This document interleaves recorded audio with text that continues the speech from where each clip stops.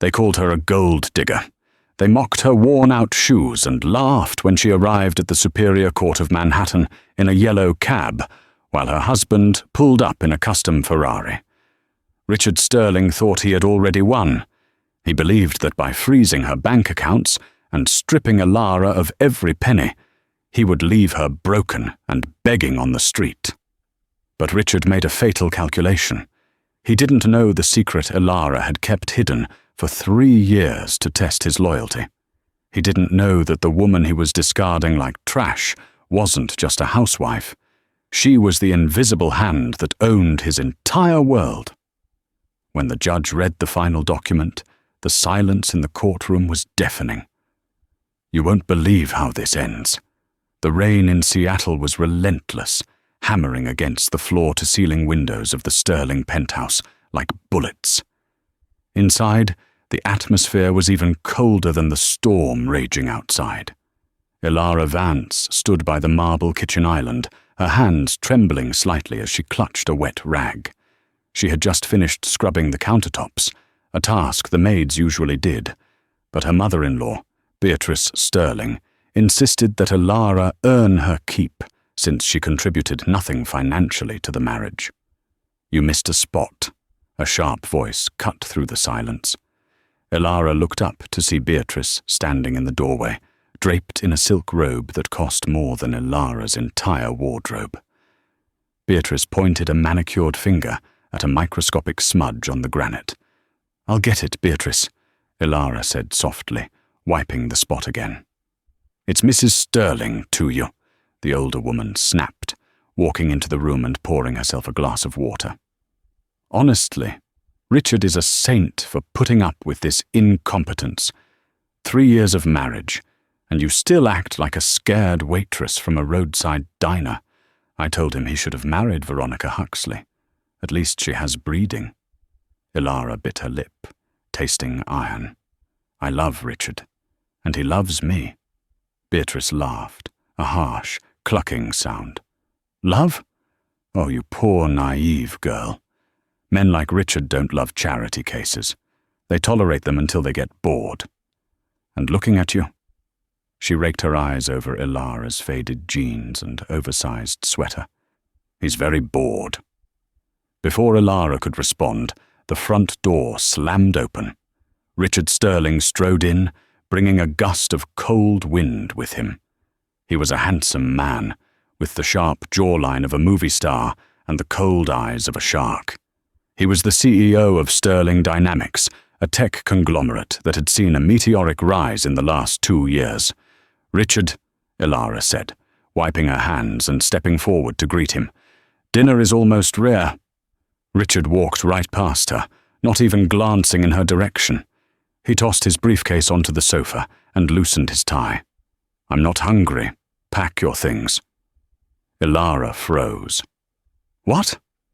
Richard turned, his face devoid of emotion. I said, "Pack your things. I want you out by tonight." Elara felt the room spin. "Richard, what are you talking about? Is this a joke? Do I look like I'm joking?" He reached into his suit jacket and pulled out a thick manila envelope, tossing it onto the coffee table. It landed with a heavy thud. "Divorce papers. My lawyers drafted them this morning, citing irreconcilable differences, though we both know the difference is that I'm a billionaire and you're nothing." "But we promised," Elara whispered, tears welling up. "When we met, you said money didn't matter. You said you wanted someone who loved you for you, not your bank account." "I was young and sentimental," Richard scoffed, pouring himself a drink. "Now I'm a major player in the global market. I need a wife who fits the part. A partner, Elara. Not a dependent. Veronica Huxley and I have been reconnecting. Her father can help Sterling Dynamics expand into Europe. What can you do? Make a casserole." Beatrice clapped her hands together, delighted. "Finally. I knew you'd come to your senses, son." Elara looked between them, the realization crashing down on her. The 3 years of standing by him while he built the company, the late nights she spent comforting him when investors pulled out, the quiet support she offered when he was a nobody. It meant nothing. "I signed a prenup," Ilara said, her voice shaking but gaining a strange, steely edge. "I didn't ask for your money then, and I don't want it now, but you can't just kick me out into the storm." "Actually, I can," Richard sneered. "The penthouse is in my name. The car is in my name. Even the phone in your pocket is paid for by the company. You have 1 hour to collect your personal effects, clothes and toiletries only. Anything bought with my money stays." He stepped closer, towering over her. "And don't try to fight this in court, Ilara. My lawyer is Marcus Thorne. He's the best in the state. He'll bury you in legal fees before you can even open your mouth. Just sign the papers, take the $10,000 settlement I'm generously offering, and disappear." Ilara stared at him. The man she loved was gone, replaced by a monster fueled by greed and ego. She took a deep breath, the tears suddenly stopping. A cold calm settled over her. "1 hour," she said quietly. She turned and walked to the guest bedroom, where she had been sleeping for the past month, since Richard had started coming home late. She grabbed an old duffel bag, the one she had brought with her 3 years ago. She packed 2 pairs of jeans, 3 t-shirts, and a worn leather notebook she kept hidden in the back of her drawer. She left the diamond earrings he gave her for their first anniversary. She left the designer dresses Beatrice had forced her to wear for galas. When she walked back into the living room 40 minutes later, Richard and Beatrice were toasting with champagne. "Leaving so soon?" Beatrice smirked. "Don't forget to leave the key." Ilara placed the key on the table next to the divorce papers. She looked Richard in the eye. "You think you're untouchable, Richard," she said, her voice steady. "You think money makes you a king, but you forgot one thing about kings." "And what's that?" Richard asked, amused. "They can be dethroned." Richard laughed, shaking his head. "Get out, Ilara." Ilara walked out into the rain. She didn't call a taxi immediately. She walked 2 blocks until she was soaked to the bone, standing under the awning of a closed bakery. She reached into her pocket and pulled out a burner phone she had kept hidden for 3 years. A phone Richard knew nothing about. She dialed a number. "Hello?" A deep, authoritative voice answered on the second ring. "Arthur," Ilara said, watching the rain wash away the dirt of her old life. "It's time. Initiate Protocol Phoenix." "Ms. Vance?" The voice on the other end sounded shocked. "Are you sure? Once we start this, there is no going back. The board has been waiting for your return, but to reveal yourself now—" "He served me papers today, Arthur," Ilara said, watching the lights of the Sterling penthouse high above. "He hired Marcus Thorne." There was a pause, and then a low chuckle from the other end. "Thorne? The man is a shark, but he's a minnow compared to our legal team. Do you want us to destroy Sterling Dynamics immediately?" "No," Ilara said coldly. "That's too easy. I want to face him in court. I want him to look me in the eye when he realizes exactly who he just divorced. Prepare the jet. I'm coming to New York." 3 weeks later, the day of the hearing arrived. The New York Civil Court was buzzing with reporters. The divorce of Richard Sterling, the billionaire tech mogul, was front-page news. The narrative Richard's PR team had spun was brutal. Ilara Vance, the leeching housewife, refusing to let go of her golden goose. Inside the courtroom, Richard sat comfortably at the plaintiff's table. He looked immaculate in a $5,000 charcoal suit, whispering jokes to his lawyer, Marcus Thorne. Thorne was a legend in New York, a man who had never lost a high-stakes divorce case. On the other side of the aisle, Ilara sat alone. She wore a simple black dress she had bought at a thrift store the day before. Her hair was pulled back in a severe bun, and she wore no makeup. She looked small, fragile, and defeated. "All rise," the bailiff announced. Judge Harrison, a stern man with thick glasses and zero tolerance for theatrics, swept into the room and took the bench. "Be seated. We are here for the matter of Sterling versus Sterling. Mr. Thorne, you may proceed." Marcus Thorne stood up, buttoning his jacket. He walked toward the judge with the confidence of a man who owned the room. "Your Honor," Thorne began, his voice smooth as silk. "This case is simple. We have a prenuptial agreement signed by both parties 3 years ago. My client, Mr. Sterling, has generously offered a settlement of $10,000, which is more than fair considering Ms. Vance brought 0 assets into the marriage and contributed 0 assets during the marriage. She has no job, no education, beyond high school, and has lived entirely off my client's generosity." Thorne turned to look at Ilara with a pitying smile.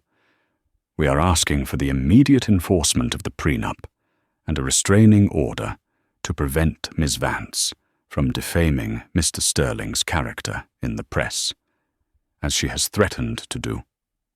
Judge Harrison looked at Ilara. "Ms. Vance, where is your legal counsel?"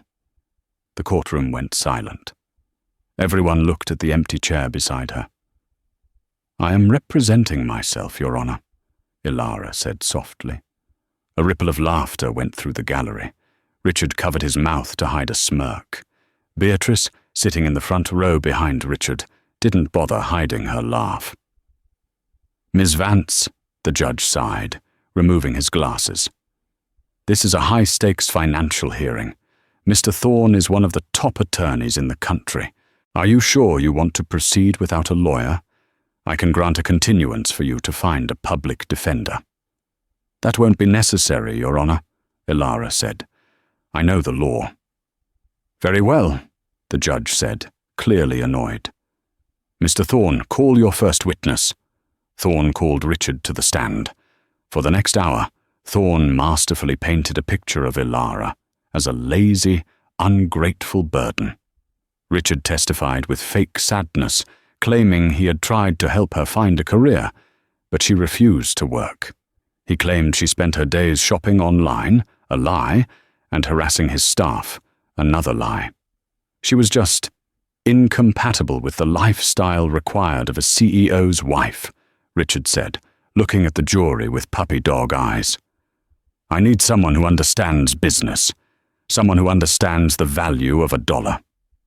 "Thank you, Mr. Sterling," Thorne said. "No further questions." "Ms. Vance," the judge said, "do you wish to cross-examine the witness?" Ilara stood up.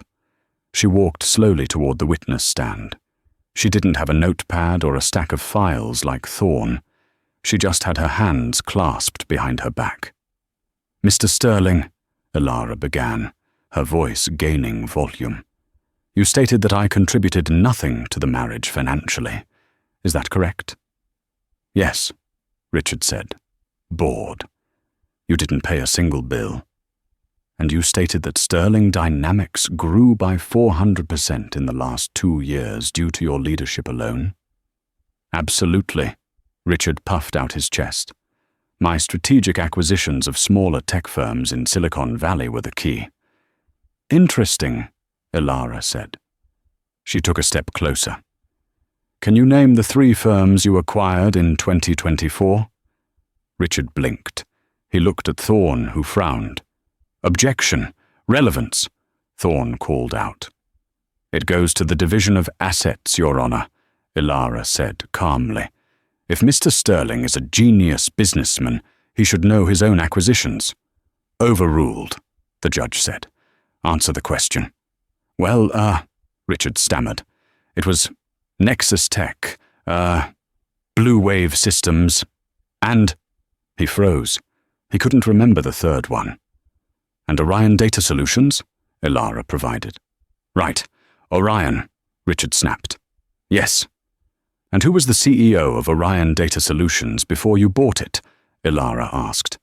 I don't know," Richard scoffed. "Some guy.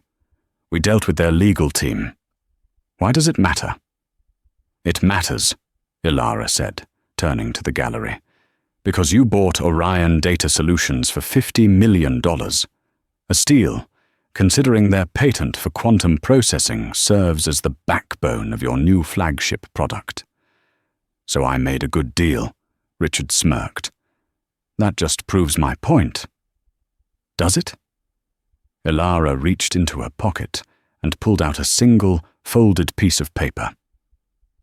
Your Honor, I would like to submit Exhibit A. The bailiff took the paper and handed it to the judge. The judge's eyebrows shot up. Mr. Sterling, Ilara said, her eyes locking onto his. You claimed I never worked. You claimed I sat at home while you built an empire.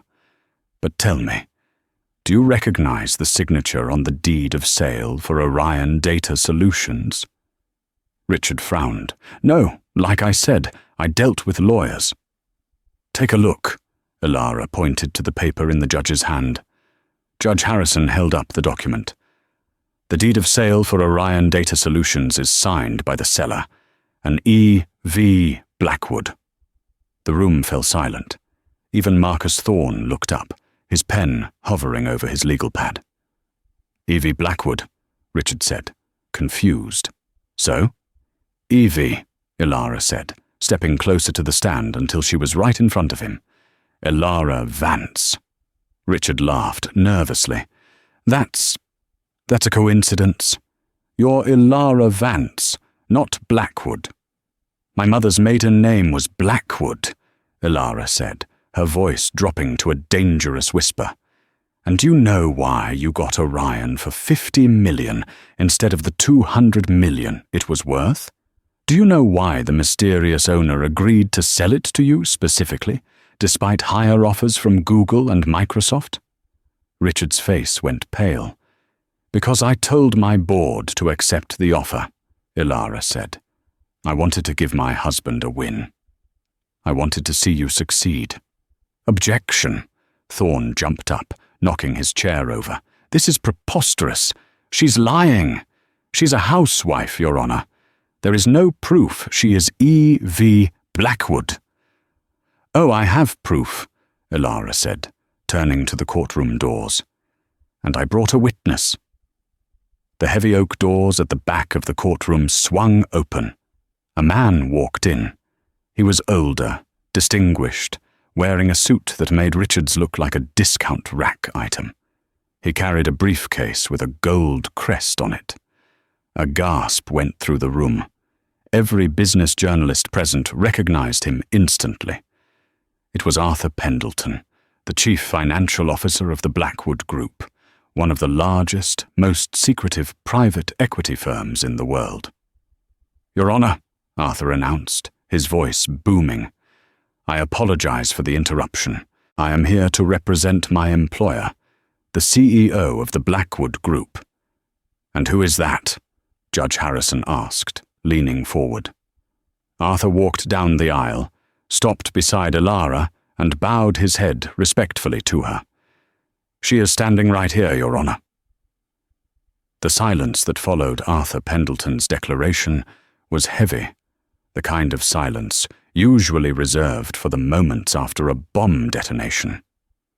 Richard Sterling stood frozen in the witness box, his mouth slightly ajar, looking between his discarded wife and the distinguished man standing beside her. This is ridiculous, Richard finally stammered, though his voice lacked its usual arrogance. He looked at his lawyer, desperation creeping into his eyes. Marcus, do something. This is obviously a stunt. She hired an actor. Ilara barely finished high school. She worked at a diner in Idaho when I met her. Marcus Thorne, however, was not looking at Richard. He was staring at Arthur Pendleton with the color draining from his face. Thorne knew exactly who Arthur was. He had seen him on the cover of Forbes 3 years ago as the architect of the modern economy. You didn't hire a man like Arthur Pendleton to play a role. Your Honor, Thorne said, his voice tight. We demand proof of these allegations. The idea that Miss Vance is a A tycoon is simply unbelievable. The proof is in the briefcase, Mr. Thorne, Arthur said calmly. He lifted the heavy leather case onto the defense table and clicked the gold latches open. He pulled out a thick stack of documents, bound in navy blue folders. Exhibit B, Arthur announced, handing a folder to the bailiff. The Articles of Incorporation for the Blackwood Group, listing Elara Vance, under her legal alias E.V. Blackwood, as the sole proprietor and majority shareholder. Exhibit C, he continued, handing over another sheaf of papers. Bank statements from the Royal Bank of Zurich, the Cayman Islands Offshore Trust, and the Federal Reserve of New York, showing liquid assets currently under Ms. Vance's direct control. Judge Harrison took the documents. He adjusted his glasses, flipping through the pages. His eyes widened behind the lenses. He flipped faster. He looked up at Elara, then back at the papers, then at Richard. Mr. Sterling, the judge said, his voice surprisingly gentle, almost pitying. You listed your net worth in the divorce filing as $4.2 billion. Is that correct? Yes, Richard said, puffing his chest out slightly, trying to regain his footing. And I worked damn hard for every cent. That is a substantial sum, the judge nodded. He then looked at the document in his hand. However, according to these verified statements, Ms. Vance's net worth is currently estimated at— The judge paused, clearing his throat as if the number was stuck. $140 billion. The courtroom erupted. Reporters jumped from their seats, typing furiously on their phones. The gallery gasped. Beatrice Sterling, who had been sneering a moment ago, clutched her pearl necklace so hard the string snapped, sending pearls cascading onto the wooden floor with a clatter that no one bothered to acknowledge. "That's impossible!" Richard screamed, slamming his hand on the witness stand rail. "She's a nobody. She scrubbed my floors yesterday. She begged me for grocery money." Elara stepped forward, her heels clicking rhythmically on the floor. She looked like a giant now, and Richard, despite his height, looked incredibly small. "I scrubbed your floors because I wanted to take care of our home, Richard," Elara said, her voice cutting through the noise.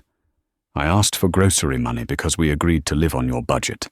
I wanted to see if you could love a wife who needed you, not a wife who could buy and sell you." She walked until she was standing right below the judge's bench, turning to face the stunned audience. "My grandfather was Elias Blackwood, the shipping magnate. When he died, he left everything to me. I was 18. I saw what money did to people. I saw how it turned friends into leeches and lovers into liars. So, I created E.V. Blackwood as a shield. I went into the world as Elara Vance, a simple girl from Idaho, looking for something real." She turned her gaze back to Richard. Her eyes were dry, but they held a storm of pain. "I thought I found it with you, Richard. You were ambitious, passionate. You told me you wanted to change the world. I believed in you. But the moment you tasted a little bit of power, the moment your bank account hit 7 figures, you changed. You became exactly what I was running from." Richard was shaking his head, his face a mask of red-hot embarrassment. You lied to me. This is fraud. You entered the marriage under false pretenses." "Actually," Marcus Thorne interrupted, trying to find a legal angle to salvage the disaster. "Mr. Sterling is right. This is marriage fraud. If Ms. Vance has billions, she hid assets during the marriage. That invalidates the prenup." Arthur Pendleton chuckled darkly. "Careful what you wish for, Mr. Thorne. If you invalidate the prenup, then we revert to state law, which means a 50-50 split of all marital assets." Thorne froze. "If we split 50-50, Arthur continued, smiling like a wolf, "Ms. Vance gets half of Sterling Dynamics, but Mr. Sterling, he gets half of the Blackwood Group, Richard's eyes lit up with sudden, predatory greed. "Yes, invalidate it. I want half. I deserve half for the emotional distress of being lied to." Ilara watched him, a look of pure disgust on her face. "You really don't change, do you? Even now, after everything, all you see is the money." "It's my right," Richard yelled. "We are married. What's yours is mine." "Is that so?" Ilara asked. She looked at Arthur. "Show them Exhibit D." Arthur pulled out a single, thin document. It wasn't a bank statement. It was a contract, yellowed slightly with age. "Mr. Sterling," Arthur said, "do you remember the day before your wedding? You were panicking because your startup capital had fallen through. You needed a guarantor for a massive loan, or Sterling Dynamics would have died in the crib." I remember," Richard said. "I found an angel investor, the Aurora Trust. They saved me."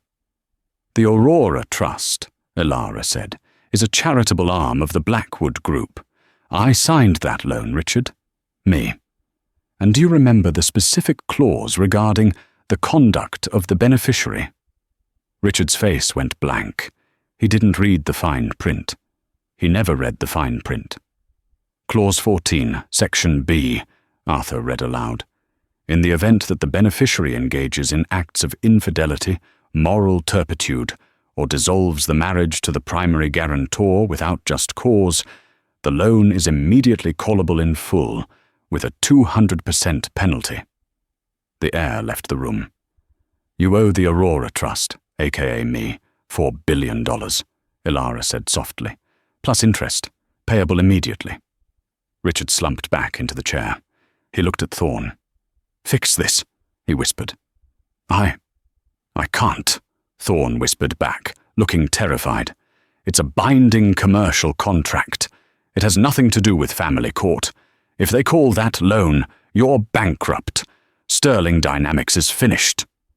The chaos in the courtroom was palpable. The judge had to bang his gavel 3 times to restore order, but the damage was done. Richard Sterling, the golden boy of the tech world, was sweating profusely, loosening his tie as if it were a noose. "Order! Order!" Judge Harrison shouted. "Ms. Vance, are you moving to call this debt immediately?" "Not yet, Your Honor," Ilara said, her voice cool and composed. "I'm not done."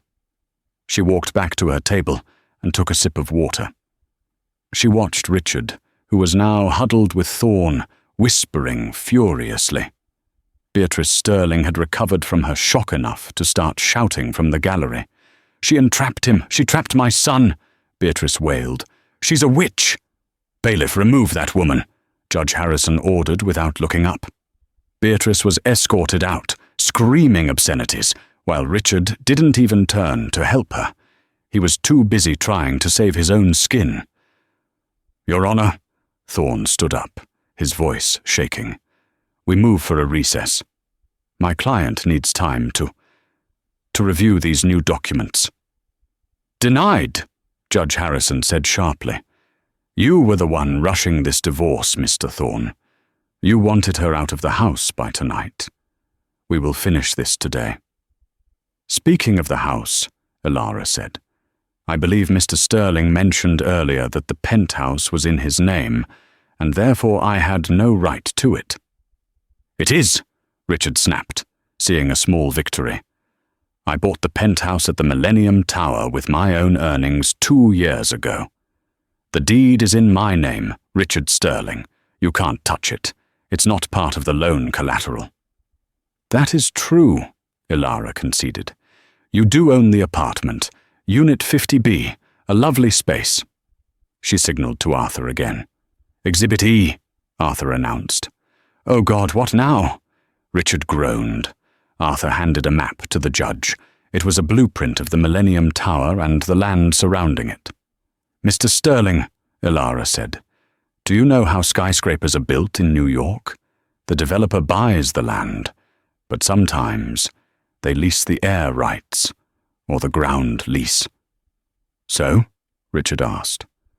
"The Millennium Tower," Ilara explained, sits on a plot of land located at 450 Park Avenue. That land has been owned by the Blackwood family since 1920. The developers of the tower pay a monthly ground rent to the landowner. Richard stared at her. "I own the ground your penthouse floats above, Richard," Ilara said. "And I reviewed the ground lease agreement this morning. It seems the developer included a standard clause. The landowner reserves the right to deny residency to any individual deemed a security risk or a moral liability." She smiled, a cold, sharp smile. "I am officially declaring you a moral liability. I have already contacted the building management. Your key fob has been deactivated. The elevators will not stop at your floor. You own the apartment, Richard, but you are trespassing if you try to enter the building." "You can't do that!" Richard shrieked. "That's illegal eviction." "It's contract law," Arthur corrected him. "You signed the HOA agreement which references the ground lease. You really should read what you sign, Mr. Sterling." Richard looked like he was about to vomit. In the span of 20 minutes, he had gone from a billionaire divorcing a pauper to a bankrupt man who couldn't even go home. But Ilara wasn't finished. She wanted to dismantle the one thing he actually cared about, his ego. "But let's talk about the future," Ilara said, turning to the judge.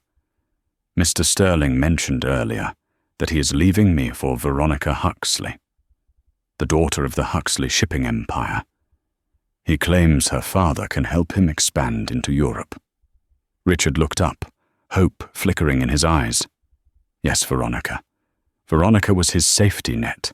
The Huxley family was powerful, not Blackwood powerful, but powerful enough to save him. "Veronica loves me," Richard spat. "She knows how to treat a man of my stature. Her father, George Huxley, is a close friend of mine." "Is he?" Ilara asked. She pulled out her phone. "Because I just got a text from George." "You don't know George Huxley," Richard scoffed. "George Huxley has been the European logistics partner for the Blackwood Group for 20 years, Ilara said. "His entire fleet operates on fuel subsidies that I provide. Without my subsidies, the Huxley shipping empire goes bankrupt in a month." She held up the phone so Richard could see the screen. It was a text message from George H. Message: "Just saw the news. So sorry, Ilara. I had no idea he was your husband. The engagement is off. Veronica is on a plane to Paris. We are cutting all ties with Sterling Dynamics immediately." Richard read the message. His mouth opened and closed, but no sound came out. The safety net was gone. "You took everything," Richard whispered, his voice cracking. "You stripped me naked." "I didn't take anything that wasn't already mine, Richard," Ilara said. "I gave you the world. I gave you the funding, the connections, the home, the stability. I was the wind beneath your wings, and you thought you were flying on your own. All I did today was stop blowing." Judge Harrison looked at the shattered man in the witness box. "Mr. Sterling," the judge said, "in light of the revelations regarding the debt to the Aurora Trust, the prenup seems irrelevant. You are facing insolvency. I suggest you negotiate with the plaintiff." Richard looked at Ilara. The arrogance was completely gone, replaced by the terrified look of a child lost in the dark. He fell to his knees in the middle of the courtroom. "Ilara, please," he sobbed, tears streaming down his face, ruining his expensive suit. "Please, I'm sorry. I was an idiot.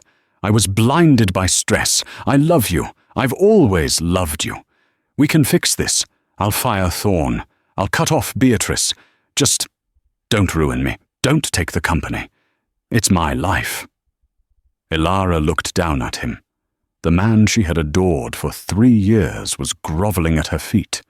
It was pathetic. It was satisfying. But mostly, it was heartbreaking. She crouched down so she was eye level with him. The cameras flashed wildly, capturing the image of the billionaire on his knees before the woman in the thrift store dress. "You want to keep the company?" she asked softly. "Yes." Richard nodded frantically. "Yes, please. I'll do anything." "Okay," Elara said.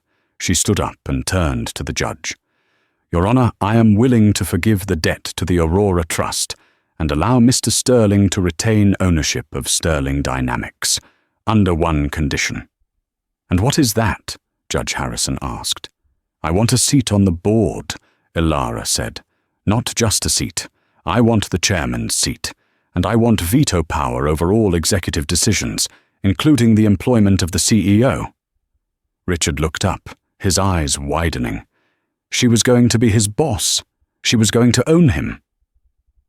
"Do you accept, Mr. Sterling?" the judge asked. Richard looked at the ruins of his life.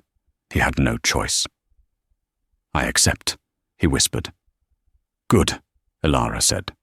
She turned to walk away but stopped. "Oh, and Richard?" "Yes?" "You're fired." The photo of Richard Sterling on his knees, weeping in the courtroom, was on the cover of every newspaper in the country the next morning. The New York Times ran the headline, "The Billionaire Who Wasn't." The Post was less subtle. "Checkmate. Housewife to head honcho." For Elara, there was no time to revel in the victory.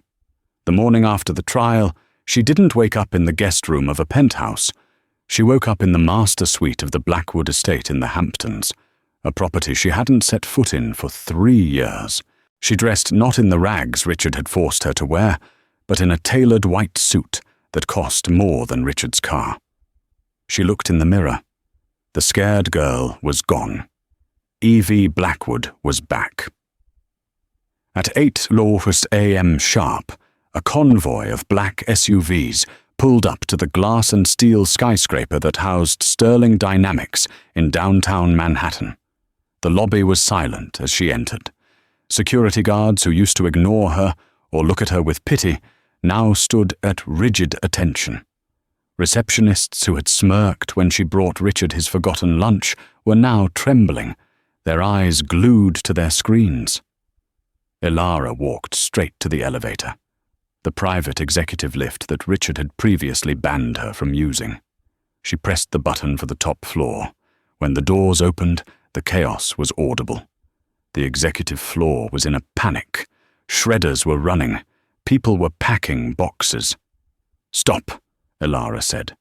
She didn't shout, but her voice carried across the open plan office. The shredders stopped. Every head turned. "Leave the boxes," she said, walking toward the main conference room. "Everyone to the boardroom. Now." 5 minutes later, the board of directors was seated. These were men and women who had enabled Richard. They had laughed at his jokes, ignored his cruelty, and profited from his arrogance. Now they looked like school children called to the principal's office. At the head of the table, where Richard used to sit with his feet up, Elara stood. She didn't sit. "As of 9 a.m. this morning," Elara began, "I have acquired an additional 15% of the outstanding shares of Sterling Dynamics on the open market. Combined with the settlement regarding the Aurora Trust debt, the Blackwood Group now controls 65% of this company." She threw a file onto the table. "I have spent the last night reviewing the books. Not the cooked books you showed the shareholders, but the real ones. The ones Richard hid on his private server." A heavy-set man named Gerald, the VP of Operations, loosened his collar. "Mrs. Sterling, Ms. Blackwood, we were just following Richard's orders." "Is that so, Gerald?" Elara asked. "Did Richard order you to funnel $3 million of company funds into a shell company in Panama called Blue Sky Consulting? Or was that your idea?" Gerald turned a sickly shade of green. "You're fired," Elara said. "Security is waiting to escort you out. If you cooperate, I won't press charges for embezzlement. If you make a scene, the FBI is on speed dial." Gerald didn't make a scene. He practically ran out of the room. "Now," Ilara looked at the remaining 6 board members. Sterling Dynamics makes good tech, but the culture is rotten. Richard built this place on ego. I'm going to build it on competence. Anyone who has a problem with reporting to a woman or a former housewife can leave now. No one moved. Good. Then get to work. We have a stock price to stabilize. While Ilara was cleaning house, Richard was living a nightmare. He was currently sitting on a lumpy mattress in a Motel 6 in New Jersey. His credit cards were frozen. His bank accounts had been drained to pay the legal fees and the immediate penalties Ilara had enforced before forgiving the rest of the debt. He had exactly $400 in cash in his pocket. His phone buzzed. It was Beatrice. "Richard!" his mother shrieked. "They came for the house. The bank took the house. They said you leveraged it for a business loan 3 months ago. Where am I supposed to go?" "I don't know, Mother," Richard said, his voice hollow. "I don't have a home either." "You useless boy!" Beatrice screamed. "You had a billionaire wife, and you threw her away. You ruined us. Don't call me until you fix this." She hung up. Richard stared at the peeling wallpaper. He felt a rage building in his chest. It wasn't the sorrow of loss anymore. It was the hot, burning fire of humiliation. Ilara hadn't just beaten him. She had erased him. She was sitting in his chair. She was running his company. He stood up and paced the small, smelly room. He was Richard Sterling. He was a genius. He wrote the source code for the Sterling interface. He knew the system better than anyone. "She thinks she can fire me?" Richard muttered, a dark smile forming on his cracked lips. "She thinks she can lock me out?" He reached into his duffel bag and pulled out an old laptop, a backup device he kept for emergencies. It wasn't connected to the company network, but it didn't need to be. Years ago, when he first built the core architecture of the company's software, Richard had installed a dead man's switch. It was a backdoor code named Chimera. It was designed as a fail-safe. If anyone ever tried to steal the company from him, he could trigger it to corrupt the data centers. He hadn't told anyone, not even his lead engineers. He booted up the laptop. He connected to the motel's spotty Wi-Fi. He began to type. He couldn't access the main servers anymore. Ilara had revoked his credentials. But Chimera didn't need admin access. It just needed a ping, a signal to wake up the dormant virus sleeping deep within the code. "You want the company, Ilara?" Richard whispered, his fingers flying across the keys. "You can have it, or what's left of it." He hit enter. On the screen, a small command prompt flashed green. Chimera Protocol. Armed. T-minus 24 hours. The next day was meant to be Ilara's coronation. Sterling Dynamics was hosting its annual Future Tech Showcase in New York City. It was the biggest event of the year, where the company revealed its new products to investors and the press. Usually, Richard would be on stage, dazzling the crowd. Today, it would be Ilara. The grand ballroom of the Plaza Hotel was packed. Thousands of people were in attendance, and millions were watching the live stream. The curiosity was at an all-time high. Everyone wanted to see the billionaire housewife. Backstage, Arthur Pendleton adjusted Ilara's microphone. "Are you ready?" he asked. "The stock is up 8% just on the rumor that you're speaking. You have the market's ear." "I'm ready, Arthur," Ilara said, taking a deep breath. "I know this company. I know the product. I listened to Richard practice his speeches for 3 years. I know what he promised them, and I know what we can actually deliver." "You'll do great," Arthur said. "Just be yourself. The real you." Ilara walked out onto the stage. The applause was polite, but hesitant. They were testing her. "Ladies and gentlemen," Ilara began, her voice steady and commanding. "For years you knew me as a shadow. Today I stand before you as the light." She moved through the presentation flawlessly. She spoke about the new quantum interface with a depth of technical knowledge that shocked the engineers in the front row.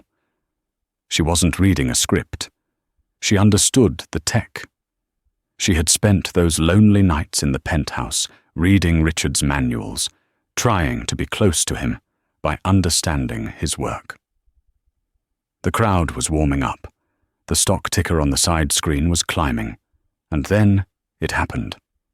Behind her, the massive LED screen displaying the new software interface flickered. Ilara paused. "It seems we have a minor technical glitch," she joked lightly. But it wasn't a glitch. The screen turned a violent shade of red. A skull and crossbones made of binary code appeared. Then the audio system screeched. Over the speakers, a robotic voice, digitally altered but undeniably mocking, began to speak. "Welcome to the new Sterling Dynamics, controlled by a fraud, owned by a liar." The crowd gasped. The live stream comments exploded. Ilara turned to the screen. "Cut the feed," she ordered into her headset. "Cut the video." "We can't," the technician screamed in her ear. "We're locked out. The system is overriding us." On the screen, sensitive data began to scroll rapidly. User emails, passwords, private chat logs of high-profile clients. It was a massive data breach, happening live in front of the world. The robotic voice continued. "The Blackwood Group thinks money can buy genius, but genius cannot be bought. The system is corrupt. The core is rotting. Sterling Dynamics is finished." The stock ticker on the side of the stage, which had been green moments ago, turned red. It began to freefall. Down 5%. Down 10%. Down 20%. Panic broke out in the ballroom. Investors were shouting into their phones, screaming to sell. Reporters were rushing the stage. Ilara stood frozen in the center of the storm. She knew this signature. She knew this level of vindictiveness. Richard. She locked eyes with Arthur in the wings. He was already on the phone with the cybersecurity team. He shook his head grimly. They couldn't stop it. Ilara grabbed the microphone, overriding the screeching feedback. "Everyone, please remain calm," she shouted. "This is a targeted attack. We are shutting down the servers manually." She ran off the stage, her heart pounding in her throat. Back in the control room, the tech team was in a frenzy. "It's a worm," the lead engineer yelled. "It's eating the database. It's deleting everything. Client records, patent blueprints, the source code for the new interface. If we don't stop it in 10 minutes, Sterling Dynamics will effectively be an empty shell." "Who is doing this?" Arthur demanded. "The IP is masked," the engineer said. "But the code, it's ancient. It's part of the original kernel. It's Richard's signature." Ilara stared at the monitors. The red skull was laughing at her. "He's trying to kill the company," she whispered. "If he can't have it, no one can." "We have to pull the plug," the engineer said. "Hard reset. We'll lose data, but we might save the infrastructure." "Do it," Ilara ordered. The room went dark as the main power was cut. The hum of the servers died. The attack stopped, but the damage was done. Ilara stood in the dark, the silence ringing in her ears. Her phone buzzed. It was a text from an unknown number. "How does it feel to be the queen of a graveyard?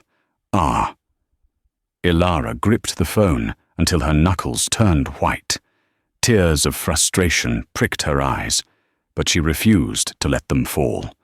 Richard wanted her to break. He wanted her to crawl back to him or quit. She turned to Arthur. The glow of the emergency lights cast long shadows on her face. "He thinks he won," Ilara said, her voice low and dangerous. "He destroyed the product launch, Ilara," Arthur said gently. "The stock is tanking. The board will be calling for your head. The lawsuits from this data breach will be astronomical." "He destroyed the software," Ilara corrected him. "He destroyed the code, but he forgot one thing. What's that? I didn't just study his manuals, Arthur. I kept his notebooks, the ones he threw in the trash when he was frustrated, the ones with the original algorithms. She walked to the door, opening it to face the chaotic hallway. Richard thinks Sterling Dynamics is code. He's wrong. Sterling Dynamics is the people he treated like dirt. And I have something he doesn't. What? I have the money to fix it, and I have the will to bury him. Ilara looked at her reflection in the darkened glass of the server room. Find him, Arthur, she commanded. Use every resource the Blackwood Group has. Private investigators, forensic accountants, digital tracers. Find out where he is hiding. I don't want to sue him anymore. What do you want to do? He committed corporate sabotage. He committed a federal cybercrime. I want him in handcuffs. 48 hours after the future tech disaster, Richard Sterling sat in the corner booth of a dingy diner near Newark Liberty International Airport. He wore a baseball cap pulled low and sunglasses, despite the overcast sky. He was nervous, but exhilarated. The news was reporting that Sterling Dynamics stock had plummeted 40%. The board was in chaos. Ilara was being skewered by analysts who claimed she had lost control of the company. In Richard's mind, he had won. He had proven that without him, the empire crumbled. He checked his watch. His flight to the Cayman Islands, booked under a fake name, left in 2 hours. He had managed to scrape together enough hidden cash to start over. He would go off the grid, wait for Ilara to fail completely, and maybe, just maybe, buy the company back for pennies on the dollar in a year or 2. He took a bite of his burger, savoring the taste of revenge. Suddenly, the diner went quiet. Richard looked up. 2 uniformed police officers had walked in. Behind them were 4 men in suits wearing FBI windbreakers. Richard's heart hammered against his ribs. Stay calm, he told himself. They don't know who you are. You're just a guy in a hat. The lead FBI agent scanned the room. His eyes locked instantly on the corner booth. Richard froze. He slowly slid his hand toward his pocket, where he had a burner phone. "Richard Sterling!" the agent boomed, his voice filling the small diner. "Keep your hands where we can see them." Richard bolted. He scrambled out of the booth, knocking over his coffee. He sprinted toward the kitchen door, shoving a waitress aside. "Suspect is fleeing!" Richard burst through the kitchen, slipping on grease, and kicked open the back door into the alley. He ran toward the street, his lungs burning.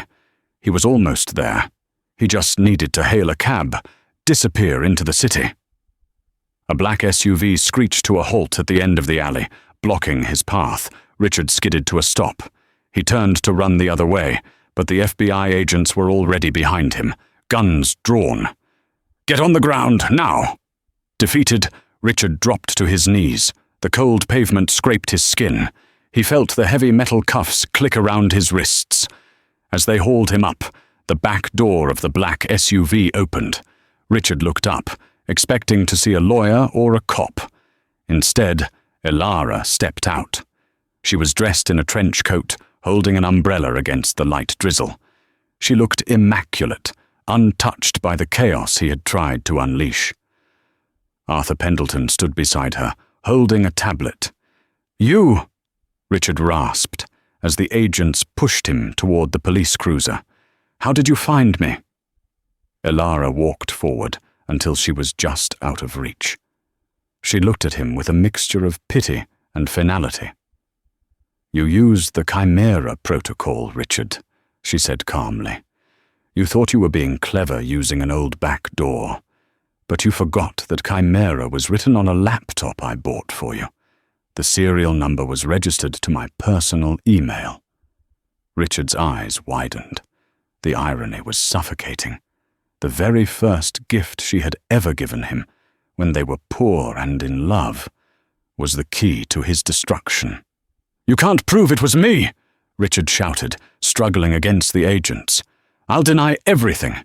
It was a hacker." "We have the logs, Richard. Arthur interjected. "We have the IP address from the motel. We have the surveillance footage of you buying the burner laptop. And thanks to the Patriot Act and the severity of the cyber attack on a public company, the feds were very eager to help." "You're going to prison, Richard," Ilara said. "Corporate sabotage, wire fraud, intentional destruction of shareholder value. You're looking at 20 years. Minimum." Richard's face crumpled. The reality of his future, a concrete cell, stripped of all luxury and power, crashed down on him. "Ilara, wait," he pleaded, the fight leaving his body. "Don't let them take me. I'm your husband. I built that company. You can't do this." "I'm not doing this, Richard," Ilara said, turning her back on him. "You did this. You chose money over loyalty. You chose ego over love. And now you're choosing a cell over freedom. Ilara, I love you. I'm sorry." His screams faded as the police car door slammed shut. Ilara watched as the lights and sirens faded into the distance. She didn't feel triumph. She just felt a quiet, heavy relief. The storm was finally over. "Are you okay, Miss Blackwood?" Arthur asked softly. Ilara took a deep breath of the cool air. She adjusted her coat. "I am now," she said. "Let's go. We have a company to rebuild." 6 months later. Sterling Dynamics was no longer called Sterling Dynamics. The sign on the building now read Vance Blackwood Technologies. Inside the main auditorium, the atmosphere was electric. The stock had not only recovered, it had doubled. The glitch caused by Richard had been fixed within a week, thanks to the notebooks Ilara had saved. In fact, the rebuild had allowed the team to make the system faster and more secure than Richard ever could. Ilara stood on the stage. She wasn't just the billionaire housewife anymore. She was the chairwoman. "The past is a lesson," Ilara said to the hushed crowd of shareholders. "It teaches us that value isn't found in bank accounts or stock prices. It's found in integrity. It's found in the people who stand by you when the rain falls." She smiled, spotting a familiar face in the front row. It was the waitress from the diner Richard had abandoned her in years ago. Ilara had hired her to run the company's new charitable foundation. "We are building a future where success is measured by what we give, not what we take," Ilara concluded. "Thank you." Thunderous applause filled the room. Ilara walked off a stage, her head held high. She had walked through fire, stripped of her name and dignity, only to rise from the ashes stronger than before. She checked her phone. A notification popped up from the Department of Corrections. Inmate transfer. Complete. Sterling, Richard, State Penitentiary.